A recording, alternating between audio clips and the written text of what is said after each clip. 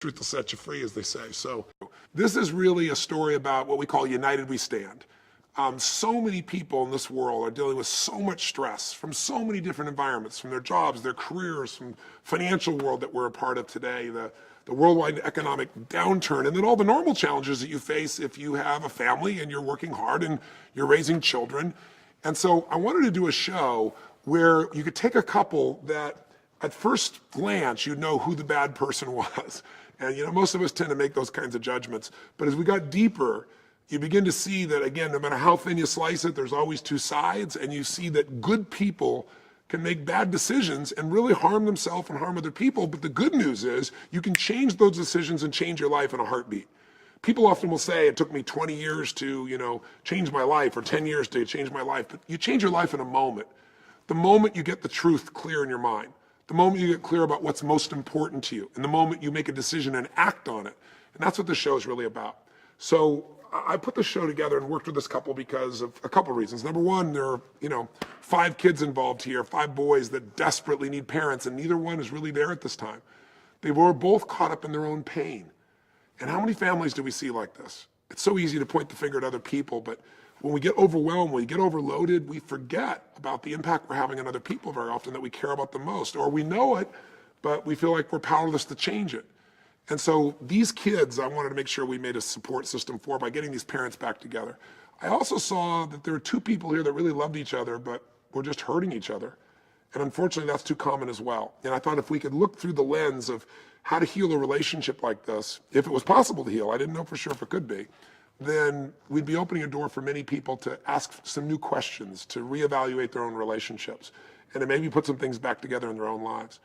But I also picked this couple because they were a perfect metaphor for what we're seeing more and more in the culture we live in today, which is what we think is most important, even when we achieve it, doesn't fulfill us. There are many human needs, and one of the human needs that we all have is to feel significant, to feel unique, to feel special, to feel important.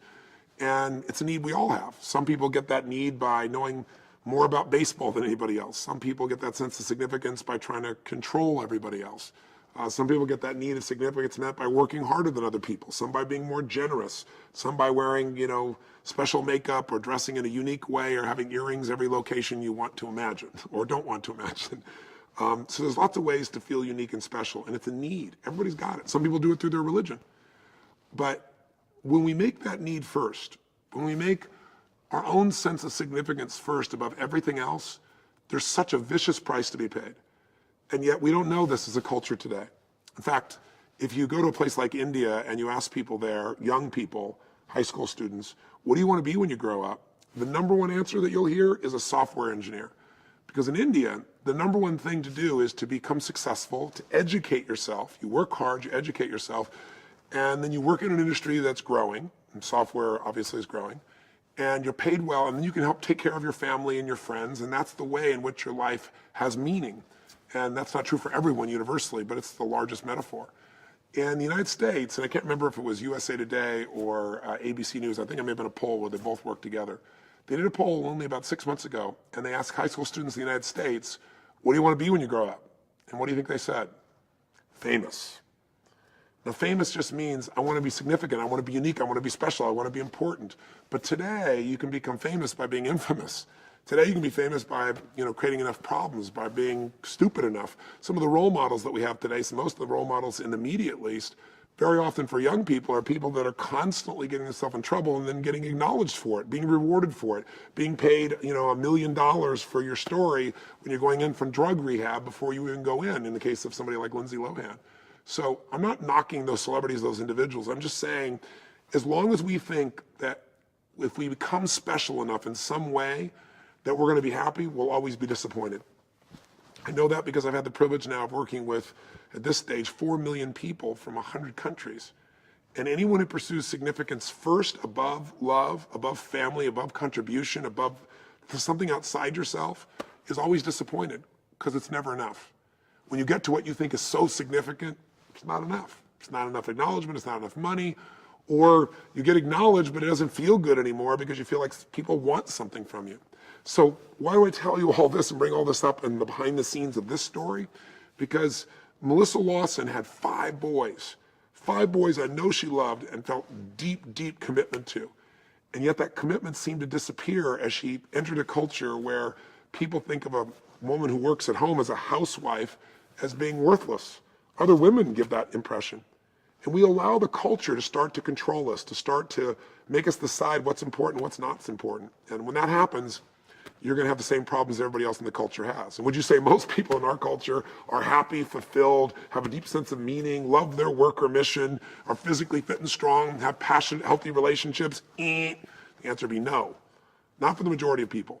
So if you act like everybody else, if you pursue what everybody else pursues, you're going to have a problem. That's not to say this woman shouldn't have the right to pursue her music, but she was doing it in a way that was destroying her own boys and destroying her intimate relationship with her husband, and frankly, I believe destroying herself.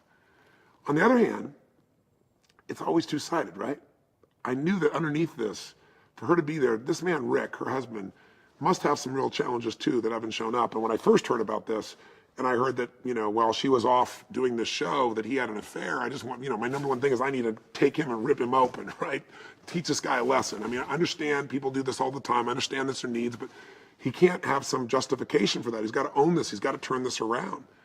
But as I dug in, and I've got the story behind the story, that really Melissa left the boys, he supported it, to go on the show, but then the show said, hey, you can't talk to your family for 3 months, and she agreed.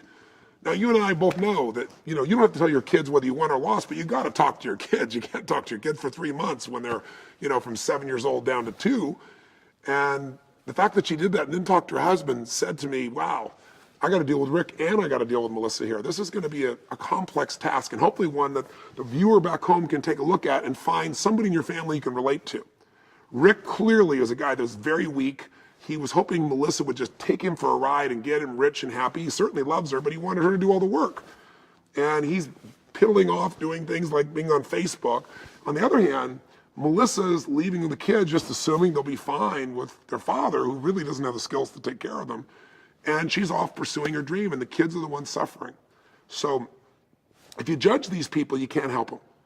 That's the one thing I've learned over the years, is to help people, you got to get the story behind the story.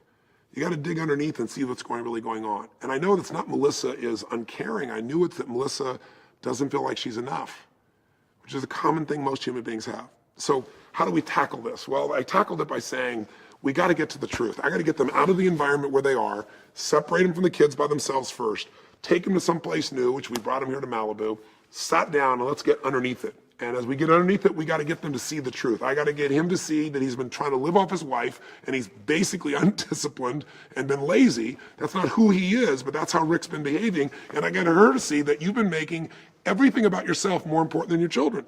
Is that audience really clapping? Is that the same as your children saying, Mommy, I love you?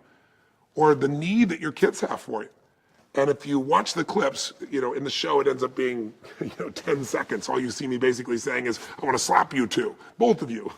But if you get underneath it, you'll see we spent 2 hours. And I think on the site here, if you click, you'll see, if you want, more of that therapeutic intervention, and you'll see how the breakthroughs actually happened, because they made some huge breakthroughs right away. They're right out of the jumping blocks, so to speak, starting blocks. Now, what do we do next? I got to make sure they're both committed. Once I get Rick to see that Melissa really does need him, once I get Melissa to see she needs to be there for her children, she can see where she was selfish, he can see where they're selfish. Now there's an opening. But that opening is going to close back up unless I get them to commit and do some things to change their life. So very quickly, I got to do something physical. I want to do something to test them, and it doesn't show up in the show because of time. And so I wanted something that would make them face fear. So we were already working with Red Bull, and I asked them, what do you have that would just push people to the edge? And they said, well, Tony, you're a helicopter pilot, and you know what it's like to do some stunts in helicopters. It's impossible to do a 360 in a helicopter. The G-force is intense, and it would rip the helicopter apart. But we said there's one helicopter in the world, we own it, it's an experimental helicopter, and one pilot in the world who can do this, and they said it's the wildest, most intense ride you could possibly imagine. I said, I want that. The problem is, the day we went to go shoot, there was a big fire, the sky was filled with smoke, which made it even more dangerous, the time was running out, and so only one of the two could actually make this trip, whether it was going to be the situation that Melissa would take on, or whether it was going to be the situation that now Rick would take on was the big question. And I knew Rick was scared, and I needed Rick to become a man again. And fortunately, I said, one of you's got to decide where to go. And Rick didn't hesitate, and he stepped up. After that intervention, he understood he had to step up at a different level.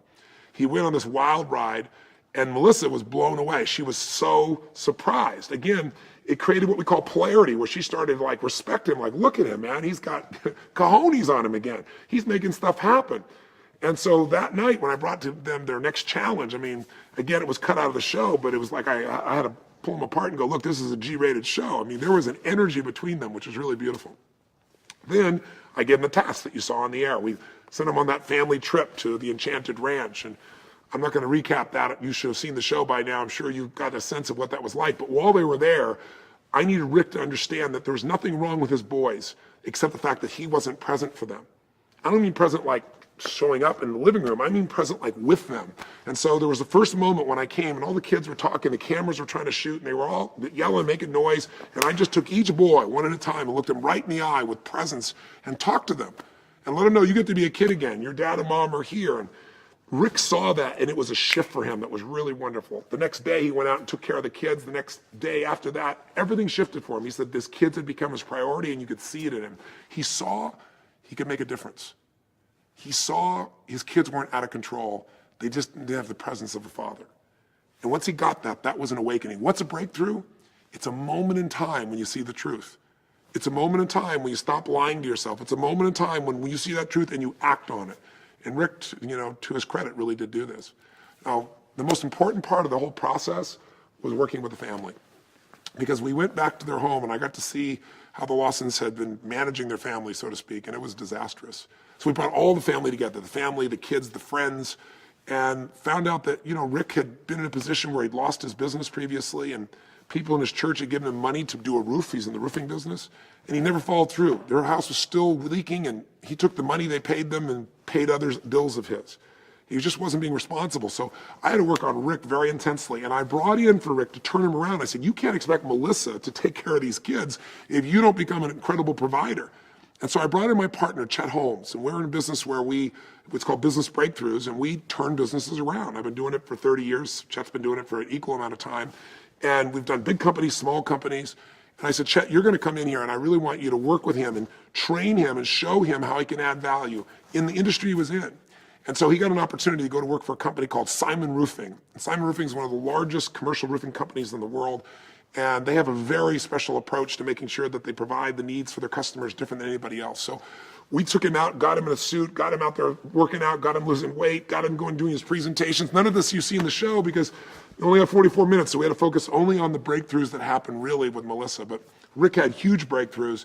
In fact, at the end of the show, what's cut out, the people from Simon Roofing gave him a job, and he's gone to work for that company, and he was able to make enough in that job to be able to keep them from losing their house and start turning their finances around. The final part of kind of the story behind the story that I really want to point out to you, and I'll wrap up here, is if this is a story about getting to the truth, if this is a story about valuing what's most important in your life, then I had to get Melissa to not just verbally say that her kids were the most important thing. I had to get her to commit in a way where those boys would know for the rest of their life that they were the most important thing on earth. If she didn't do that, if she kept going for her music, even though she has a true gift, I mean, the argument would say God gave her this incredible voice, but he also gave her these 5 boys. So I needed to make sure that she drew a line in the sand and she really separated from her ego needs and focused on her children. And so I went for the gamble. And even my producers, my partners were saying, Tony, I don't know if this is gonna work. And I sat her down and said, you say your kids are first. I want you to not work for 18 months on songs. You can write songs, you can sing, you can do it in your church, but not for money, not to promote your career. And watching her go through that experience was like the death of the ego. And the interactions between she and I were pretty intense. Meanwhile, I'm keeping all the family involved during this. And one of the things you won't see in the show, but you will see here, is that Melissa had a brother there, and her brother has been caught up in drugs for a very long time. And I can hear the cameraman in the background going, keep the camera off the brother.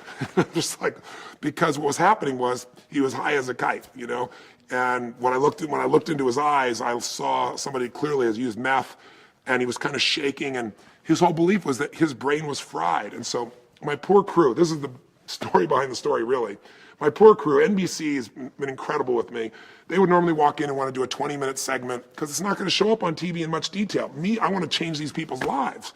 So my co-producer, Tom Foreman, who created Extreme Home Makeover, I can hear him telling the guys, you won't be able to stop Tony. He's not going to go until he changes all their lives. He's not going to just get a clip out of this.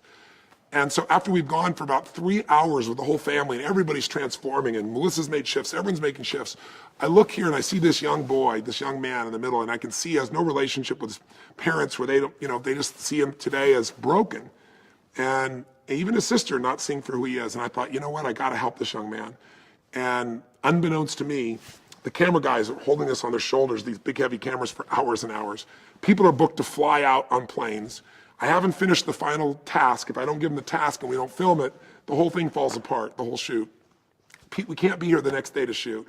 And time is ticking off. And meanwhile, I turned to this young man, I said, I know this will probably, my crew's gonna kill me, and this will never probably show up in a million years on television, but I gotta help you because I can.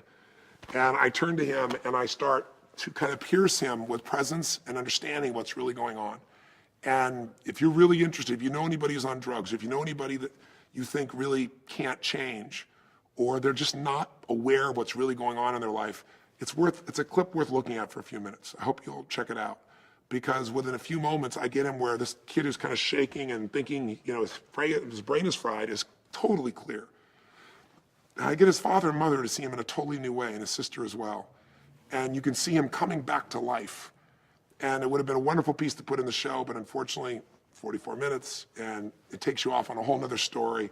But we have it here for you to take a look at the clip just to see what's possible. I hope you'll check it out. But in the end, Melissa, to her credit, the transformation that occurs is she's mad, she's angry, but she makes the shift. She really commits to being a mom. Meanwhile, I've got a plan. If she really commits, I'm not gonna hold her 18 months. I'm gonna give her a new opportunity, but she doesn't know that. I finally call and I give them this task to sing, to write a song together, which means these two who are very strong in their own right got to really come together, and they got to come up with a song that's a message for what they got out of this journey.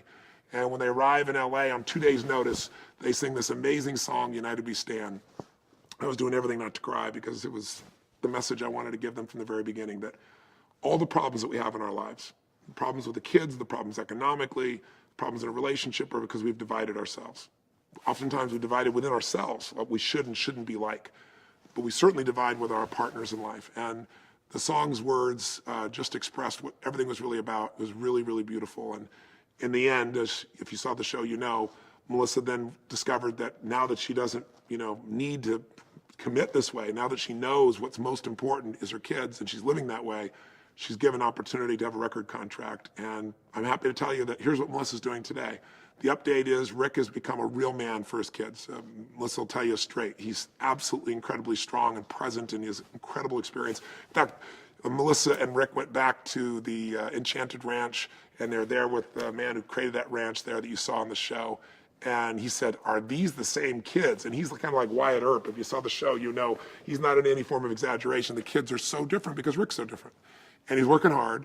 But meanwhile, Melissa, the change in her is just, I couldn't be more grateful. It's been a year. And here's a woman that, her kids are number one no matter what. She's finding a way to take care of 5 boys, figure out how to manage everything simultaneously, take care of the house, take care of this, have her career. And a telling sign was they had a July 4th concert for 30,000 people, and Melissa's gonna be one of the headliners. It's in Texas.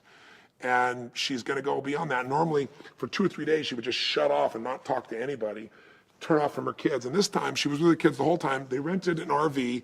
They had the RV right there besides the stage. So she was with her kids the whole time. She invited the kids on stage, and she was present with them while she put on this incredible concert. Another element I thought was really telling about how much she's changed was she had an opportunity with Sony Red to go on concert tour with them and potentially have them be her label. They could do some amazing things for her career. They're a great label. And the man said, look, I can't hear any complaints about you. I heard you complain about maybe going on the road, being apart from your kids and your family. He said, that's not gonna work here. And she said, you know what, the offering you're giving me is amazing, but my kids do come first. And I have another way to do a record contract that's not as dramatic or as exciting, but it allows me to take care of my family first. And she's chosen that. So she's working with Ray, the man you saw on the show, and she's coming out with an album, but she's coming out right away with a song. And if you click on the next button, or maybe it'll come on right after I'm done here, you'll hear the full song of United We Stand. And if the spirit of it touches you, go to iTunes and get it. We have no connection to this, but we have a connection to the hearts of these people, and they're They're doing well, they're growing, they're expanding. And Melissa, I think, has shown every woman in America there's nothing more important than your children, not even your career, and there's a way to have it all. But you got to keep your priorities straight if you're going to be happy. And you got a couple here that I'm sure will have their ups and downs, as all couples do, but there's a deep love for each other. There's no divorce a part of this life. These kids have two parents that are there for them. And I think, Rick and Melissa have really shown us how much life can change if you get your priorities straight. And we all have to decide what those priorities are. So that's the story behind the story. If the show touches you, please pass this on. There's some links here you can send, or if you haven't seen the show and you just heard the whole story, go watch it on Hulu. And once again, you can see what's happening with the two of them by clicking on the next click button nearby. And I really encourage you to see the intervention that was done with her brother so you get a sense of just how you can get people present within a few moments. Thanks for watching. Live strong and live with passion.